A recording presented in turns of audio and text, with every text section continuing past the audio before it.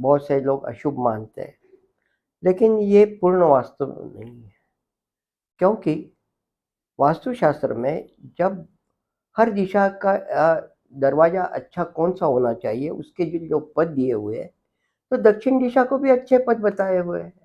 ग्रहक्षत नाम का जो दक्षिण दिशा का पद होता है, वो दक्षिण दिशा से प्रवेश करने के लिए बहुत अच्छा होता है। तो वास्तुशास्त्र ने ये नहीं पकड़ा है। और कभी भी एक बात ध्यान में रखो कि पूरे विश्व का जो पृथ्वी पर जब रचना हो रही है, तो कोई एक दिशा में रचना ही नहीं होगी, ये बात तो गलत है। हाँ, लेकिन उसमें यह है कि दक्षिण दिशा में कि जैसे हम पूरब या उत्तर दिशा है, कोई सोचना नहीं है। आप कोई भी हो, आपको चल जाएगा। वो 1 नंबर की शुभ है, 2 नंबर की शुभ है। पश्चिम दिशा 3 नंबर की है, तो थोड़ा-सा एक 10-20% थोड़ा सोचना पड़ेगा। लेकिन अगर साउथ का है तो आपको 50% सोचना पड़ेगा। तो 50% क्या सोचना है आपको कि पहले ये देखना है कि ग्रह स्वामी का अगर पुरुष है, तो उसके जन्माक्षर में मतलब जन्म पत्रिका में राक्षस गण है क्या? ये देखना है। अगर राक्षस गण है तो उसको शुभ है। दूसरा ये देखना है कि गृह स्वामी कौन है, मतलब गृह स्वामी स्त्री है या पुरुष है। पुरुष है तो थोड़ा कम है, लेकिन स्त्री है तो उसको फुल ऊर्जावान समझी जाएगी वास्तु। इसके बाद में उनके बिजनेस क्या है, क्या कोई काले धंधे के बिजनेस में है? काले धंधे के बिजनेस में मतलब एक तो काले रंग के बिजनेस में समझ लीजिए आप, टायर हो गया, कोयला हो गया, तो उनको जो है वो अलाउ है। दूसरा, कोई मतलब धंधा ही जिसका काला है, मतलब वो टैक्स चुरा के पैसे कमाता है, या तो उसको वो साउथ अलाउ करती है।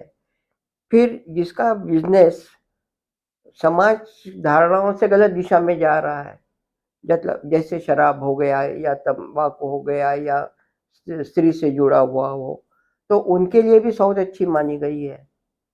तो ये इसका मतलब कि क्या है कि जो सामान्य आदमी है, उसके लिए इतना शुभ नहीं है। हाँ, लेडीज़ है तो वो सामान्य हो, असामान्य हो, सबके लिए शुभ है। इसके बाद में आपका बिज़नेस क्या है वो भी है। जैसे पहले बताया कि काली चीज़ें रंग के बिज़नेस वालों का अलग है। वैसा ही कोई सिविल सर्जन है, मतलब वो शरीर के काटा-काटी का डॉक्टर है, तो उसके लिए वो अलाउ है, क्योंकि वो यम की दिशा है। दूसरा, जो फांसी देता है बंदा, वो भी यम का ही काम करता है, तो उसके लिए अलाउ है। तो ये कहना कि बिल्कुल भी गलत है, ऐसा नहीं। अगर ये कंडीशन आप देखो, तो आपको पता चलेगा आपके लिए शुभ है या अशुभ है। और इतना भी करके समझो, आपको ये कोई कंडीशन लागू नहीं होती, फिर भी आपको अगर साउथ एंट्री का ही आपको अगर मकान मिल रहा है या लेना पड़ रहा है, तो अगर आप जो वास्तुशास्त्र में बताया है कि साउथ के चौथे पद में, यानी ग्रहक्षत पद में अगर आप डोर करते हो, तो आपकी काफी साउथ की समस्या खत्म हो जाएगी। शास्त्री जी, क्या ये चीजें इम्पैक्ट करती है कि अगर हमारा घर का वास्तु खराब है और वो इंसान ऑफिस जा रहा है या बिजनेस में जा रहा है, तो क्या वो अब उसके घर का जो वास्तु सही है या गलत है, वो उसके करियर पे इम्पैक्ट करता है, चाहे वो ऑफिस हो या जॉब हो? वास्तु में जहाँ तक रेसिडेंस की बात है, तो आदमी पूरे दिन के कम से कम 8 घंटे तो रहेगा ही घर में। मतलब अपने जिंदगी का बहुत बड़ा पार्ट वो घर में रहेगा। तो इसके लिए जो वास्तुशास्त्रियों ने जो बताया है, वो जो 45 ऊर्जाओं का सही संचालन होना चाहिए, तो उसके लिए हेल्थ के लिए अच्छा होगा, मेंटली हेल्थ के लिए अच्छा होगा, और उसके भविष्य के लिए भी अच्छा होगा। अगर वास्तु ठीक है तो वो अच्छा काम करेगा। अगर वास्तु खराब है लेकिन उसका तकदीर अच्छा है, तो वो खराब वास्तु में भी कुछ अच्छा कर लेगा। ऐसा नहीं है कि वास्तु खराब है, लेकिन उसमें जो उसकी प्रगति होगी, एक सीमा लगेगी। क्योंकि क्या है कि जब वो घर के बाहर होगा, तभी वो ज़्यादा चमकेगा। लेकिन जैसे ही घर में आएगा तो उससे कुछ अच्छा काम होगा नहीं। मतलब जिस आदमियों का घर अच्छा नहीं है लेकिन ऑफिस अच्छा है, या जहाँ काम करते वो जगह अच्छी है, तो घर में उनका मन नहीं लगता, ऑफिस में ही मन लगता। बहुत से लोग आप देखे होंगे कि वो छुट्टी चाहते ही नहीं, लगातार काम ही करना चाहते हैं। तो उनके घर के तंग आ जाते हैं कि भैया ये हमें घुमाए फिराएगा कब, छुट्टी नहीं ले रहा है। तो ऐसा होता है। और कभी आपने देखा होगा कि आप किसी को किसी काम से मिलने किसी के घर गए होंगे, किसी के ऑफिस में गए होंगे, कई बार गए होंगे। तो कभी-कभी ऐसा हो जाता है कि हम जिस वास्तु में प्रवेश करते हैं, उसके बाद में हमारा मन सडनली कहता है कि अपना काम हो ना हो, जल्दी से यहाँ से निकलो। हम्म, ये महसूस क्यों होता है? क्योंकि उस वास्तु की ऊर्जा अच्छी नहीं है।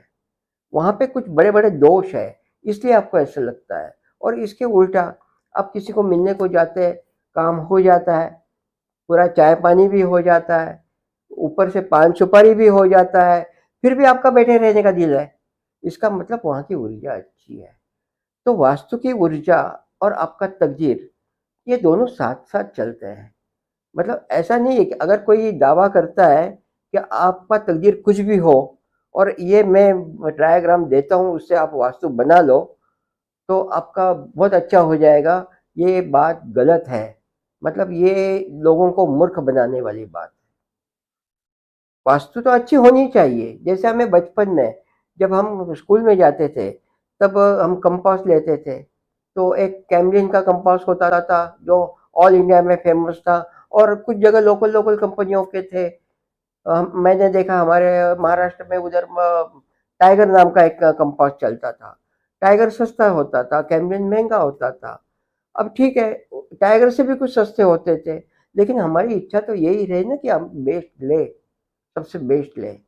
और हिंदू स्थान में, हर धर्म में यही होता है कि जो हम चीज़ लेते हैं वो अच्छी हो। अच्छी हो का मतलब ऐसा नहीं है कि महंगी हो, अपने अपने उपयोग के लिए अच्छी हो, अपने अपने हिसाब से अच्छा उपयोग दे। और जब आए लेते हैं तो पहले उसकी पूजा करो, पहले उसके उस पर श्रद्धा रखो कि ये चीज़ हम लाए, हमें आएगी। अरे नई नई पीढ़ी हंसती है, अरे नया कपड़ा लाया तो क्यों भगवान के सामने रखना है, लेकिन उसके पीछे ये भावना है। तो वास्तु में भी अगर आप ऐसी अपनी भावना लगाते हो तो उसके फल आपको मिलते हैं। लेकिन कोई ये ऐसे जादू जैसा बात करे कि बस ये कर लो ये हो जाएगा, मैं जब देखता हूँ, बस यहाँ पे ये चीज कर लो, अब करोड़पति हो जाओगे, अब लखपति हो जाएगा। अरे अगर इतना आसान है तो पहले आप हो जाओ, फिर लोगों को बताओ। शास्त्री जी, ये जैसे ये तोड़-फोड़, बिना तोड़-फोड़ का वास्तु क्या है? और ये जो हमें बहुत सारे अलग-अलग तरीके के वास्तु मिलते हैं, तो वो सब चीज़ें आप हमें प्लीज़ बताइए। देखिए पूरे विश्व में वास्तुशास्त्र मतलब ये कंस्ट्रक्शन पे बना हुआ एकमात्र पूर्ण परिपूर्ण ग्रंथ है, उसे कहते हैं वास्तुशास्त्र। विश्व में दूसरा कोई ऐसा लिखा गया नहीं है आज तक। हाँ, आप कहेंगे कि फेंग शुई भी तो है, लेकिन फेंग शुई जो है वो एक चाइना तक सीमित है, और वो खाली वास्तु कंस्ट्रक्शन से संबंधित नहीं है, वो उनके पूरे जीवन शैली का अंग है। उसमें मतलब सारी बातें आ जाती है कि खाना कैसे बनाना है, दवाइयाँ कैसे बनानी है, खेती कैसे करनी है। उसमें एक चैप्टर है कि कंस्ट्रक्शन कैसा हो, वो भी जापान मतलब चाइना में बनने वाला। दूसरा कोई ये नहीं है। मतलब जहाँ इतने बड़े-बड़े पिरामिड्स बने हुए हैं, वहाँ पे भी कोई ग्रंथ नहीं है। तो ये अपना एकमात्र शास्त्र है, लेकिन कोई एक ग्रंथ नहीं है। शास्त्र वास्तुशास्त्र एक है, लेकिन उसको जो लोग मतलब लोगों के सामने लाया, वो पहले शुरू में 18 ऋषि मुनि थे। तो उनमें जो है मतांतर मूल विषय में नहीं है। कोई छोटी-छोटी बातों से लेके थोड़ा बहुत मतांतर है। बाकी सब बात वही कहते हैं। जो पूरब को बात कहेगी वही पूरब के रहेगी, जो दक्षिण के कहेगी वही रहेगी। तो ये 18 ऋषि है, अपनी अपनी एक शैली होती है।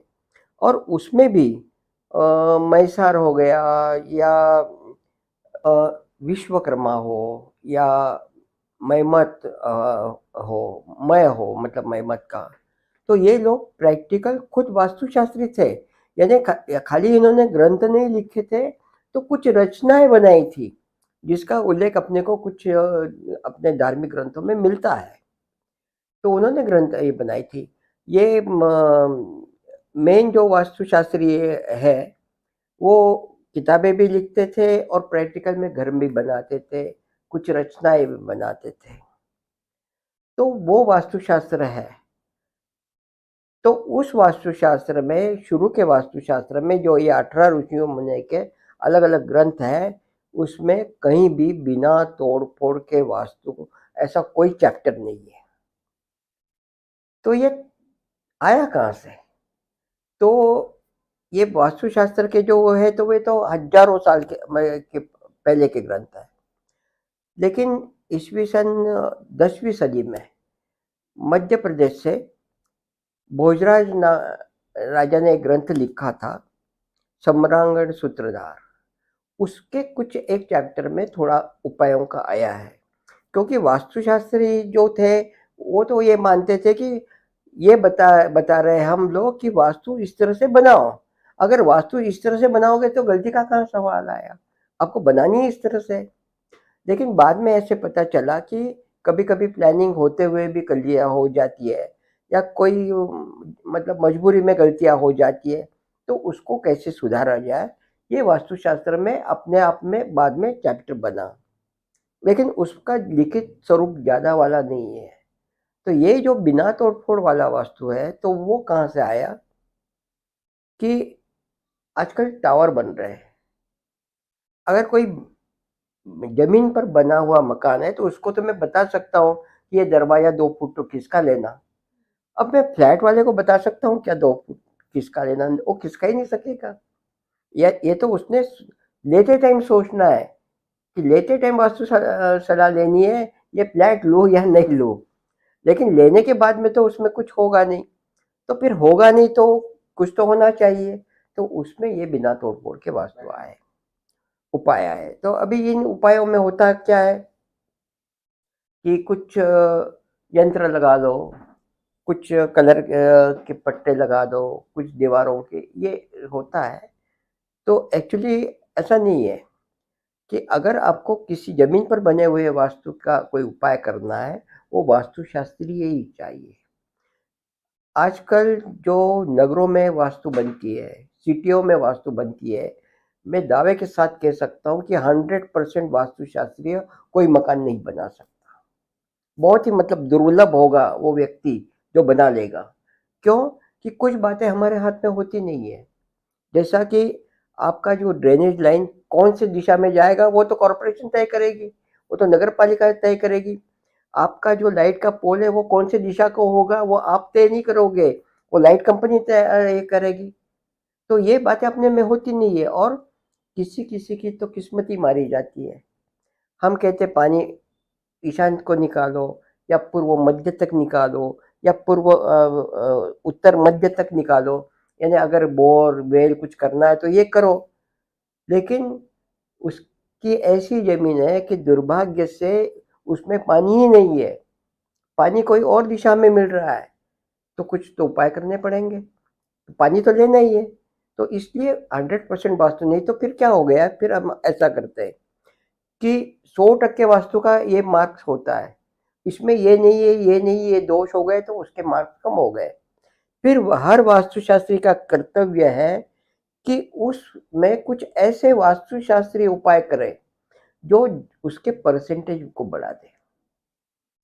नॉर्मली ऐसा माना जाता है जो 50% वास्तु ऊर्जा से नीचे की वास्तु है, वो रहने लायक नहीं होती या कोई काम करने लायक नहीं होती। तो वास्तुशास्त्री का काम है कि कुछ ऐसे उपाय करे कि वो 60-70 तक बढ़ा दे, जो 60-70 तक है उसको 80-90 तक ले जाए, जो 90 है उसको 92-93 लेके जाए, 95 लेके जाए। तो ये वास्तुशास्त्री का काम है। तो उसके लिए वास्तुशास्त्री उपाय करने हैं।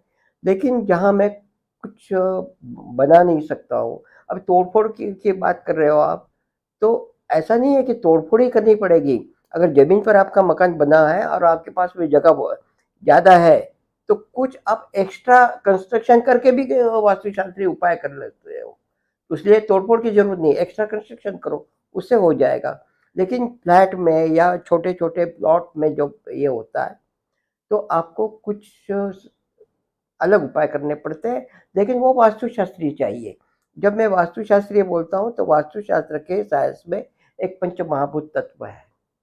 उसके साथ में हर हर दिशा के अलग-अलग ग्रह हैं, उनके रंग है। तो ये सारों के जो उपाय से बिना तोड़-फोड़ के तो किए जा सकते हैं।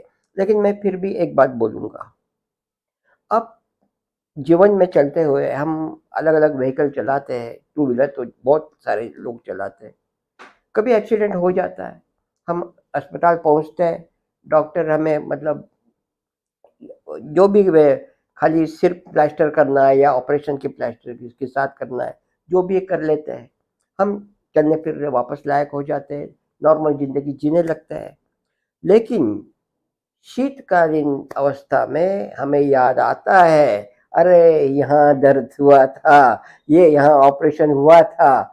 इसका मतलब अब ये जो बिना तोड़-फोड़ वाले उपाय 100% नहीं है, लेकिन हमें गुणवत्ता उस वास्तु की बढ़ानी है तो वो करने पड़ेंगे।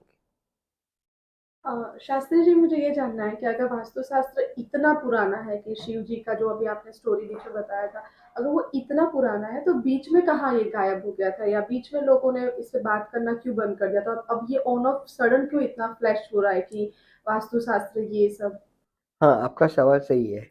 ये लोगों बहुत सारे लोग मुझे पूछते हैं कि मतलब 25-30 साल पहले तो वास्तु का कोई नाम नहीं सुना था और अब अचानक कैसे आया?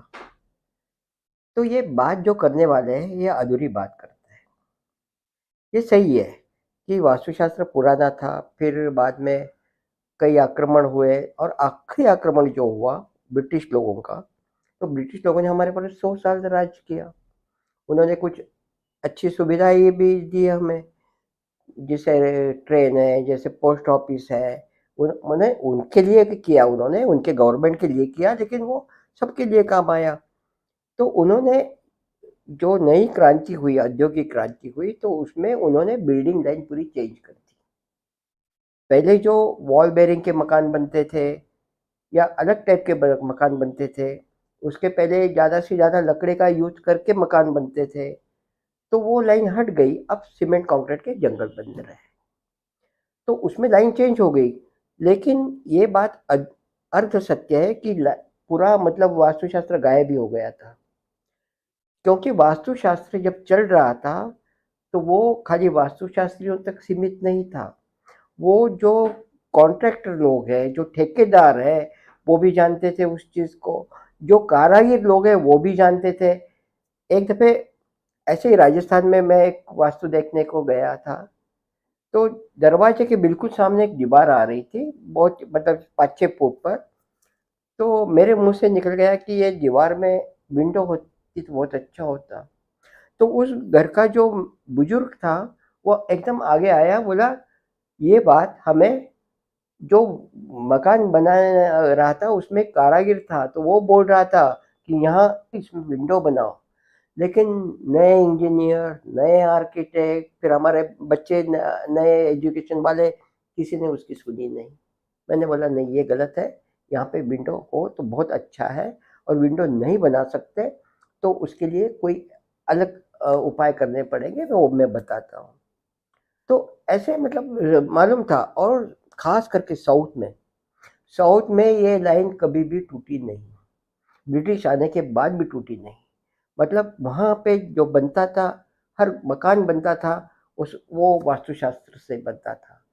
इसीलिए जब वापस वास्तुशास्त्र उत्तर प्रदेश या महाराष्ट्र के ऊपर के लाइन में आया, तो पहले वास्तुशास्त्री कौन थे? तो वो साउथ से ही आते थे। आज भी सब मतलब ज़्यादा करके इंडस्ट्री में वगैरह बुलाया जाता है, वो साउथ के ही वास्तुशास्त्री बुलाए जाते हैं, क्योंकि वहाँ लाइन कभी टूटी ही नहीं थी। तो ये कहना गलत है कि अभी अचानक आया। और फिर मतलब ऐसा देखा जाओ तो कश्मीर से महाराष्ट्र, और महाराष्ट्र के बाद में नीचे का साउथ, ऐसे मतलब 2 हिस्से तो पड़ते ही हैं। आप हर विषय में देख लो, हर विषय में देख लो, ये 2 हिस्से आपको दिखेंगे। अब मेरा विषय वास्तु का है और कोई चीज़ का नहीं है, हम ज़्यादा व्याख्या नहीं करेंगे उसकी। शास्त्री जी, ये जो वास्तु घर का खराब है या ऑरा खराब है, वो हमें पता कैसे चलता है कि क्या इंडिकेशंस क्या होते हैं? किसी का बहुत सुबह शाम कचकच होता है, किसी का घर एकदम शांत रहता है, तो वो सब प्लीज बताइए। हाँ, ये बात सही है आपकी। मुझे एक बात याद आ रही है कि एक घर में जब मैं वास्तु देखने को गया था, तो वो महाशय बोल रहे थे कि एक चिड़िया आती है और हमारे बैठक में बार-बार अपना घोंसला बनाने की कोशिश करता है। तो ऐसा क्यों है? मैं बोला, वो आपसे होशियार है। उसको पता चल गया कि यहाँ ऊर्जा अच्छी है। ये पक्षियों को अपने आप पता चल जाता है कि यहाँ का एनवायरनमेंट कैसा है, यहाँ की ऊर्जाएँ कैसी है। इसीलिए आप देखना, कभी भी किसी के मकान में कोई पंछी आके अगर घोंसला बनाने की कोशिश करता है, तो उस कोने की ऊर्जा बहुत अच्छी होती है। लेकिन आदमियों को कैसे पता चलता है? तो ज़्यादा खराब ऊर्जा है, तो वो अपने आप पता चलता है। मतलब वहाँ ऐसे होता है कि यहाँ बैठने की इच्छा नहीं होती है। लेकिन जो इंसान वहाँ रहता है, अब उसको तो वो फीलिंग नहीं आएगी, क्योंकि वो तो रोज़ रात को रहता है वहाँ पे। तो उसमें ऐसा होता है कि उसके मतलब अ, ज्योतिष बोल रहे हैं, अरे वाह! आपकी दशा तो क्या है?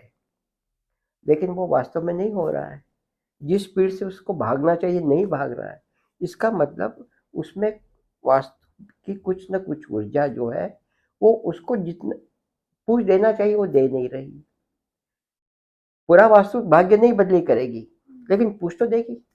उसको आपका जो फीलिंग है, अगर आप रात भर सोए नहीं हो, आपको सपने आते रहे और आप सुबह एक इंटरव्यू को जाते हो, तो वो इंटरव्यू के 3:13 तो बजने ही है।